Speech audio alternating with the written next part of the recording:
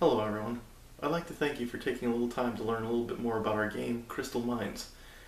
Now while this video is just going to be a short little demonstration of some of the mechanics behind our game, including the two main player actions, and how you go about obtaining crystals and winning the game, I'd like to point out that the parts you're about to see are in fact prototypes to the final version. I'd like to introduce you to the game, Crystal Mines. I hope you enjoy. The first option available to a player on their turn is the dig option. What this does is it allows a player to select one of the colored tile to dig on that turn, allowing all players to collect the number of coal tokens that they bid with their cards.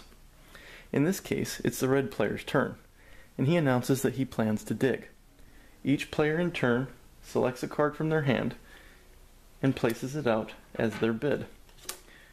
Once all players have placed their cards out that they intend to bid on that turn, the red player places his token out on the color that he intends to mine on. All players then turn their cards over. In this case, the red player, with his yellow card, obtains the 4 yellow, and since no one else played yellow, he gets the 4 coal tokens for that card.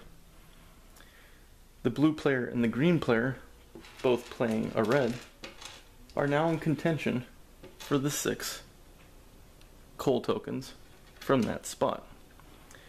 Both players roll their dice, and of course we would tie, and whoever scores the highest obtains those coal tokens, while the other player gets nothing. The card that was used for that move is flipped over and placed on the bottom of the stack. In essence, this is shuffling the deck, as additional cards are put down and rise to the top. All cards that were used in the bid are then discarded. And the next player, who would be the blue player, rolls his dice, and if a 1, 2, 3, or 4 come up, a single tile is taken from the top of the deck and placed down.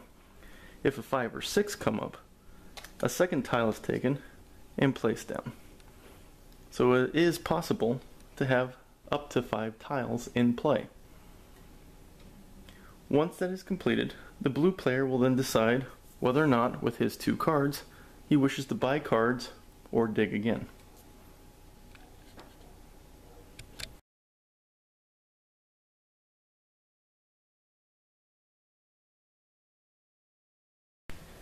The second option for a player on their turn is to buy cards.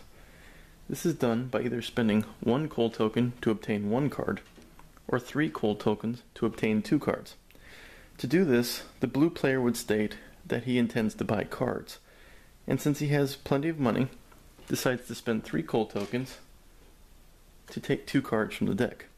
Now normally these cards would be taken into your hand, but for this demonstration we're going to show you that he drew a blue and a red card. This gives him 3 cards with 1 color each, which is pretty good for bidding, and he also still maintains his wild card for later use. Now, since he bought cards on this turn, each player in turn has a chance to purchase cards as well, at a rate of 2 tokens for 1 card. Since the green player, already having 4 cards, doesn't have a lot of money, they choose to keep their money for this round and pass.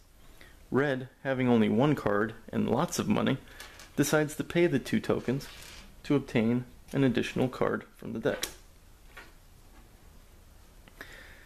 After everyone has had a chance to either pass or purchase cards, play then passes to the next player, which in this case would be the green player.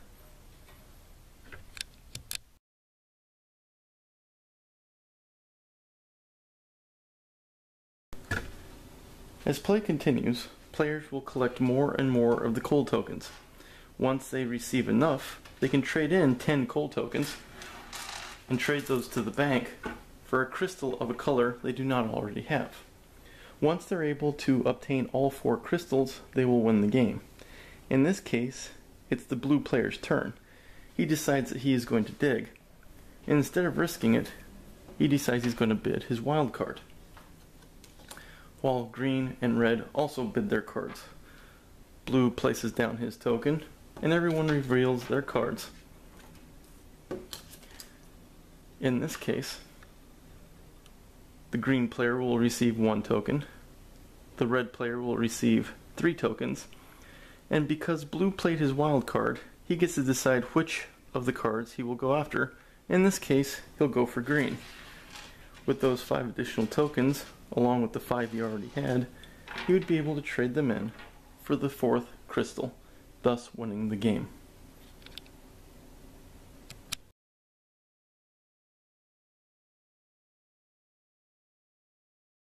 So there you have it, Crystal Mines in a nutshell.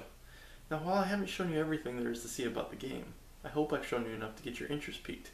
And if so, I hope you'll click the link above and help us by pledging your donation. And, when the time comes around, we'll ship you your completed game with the correct components, not the prototypes like the ones you just saw.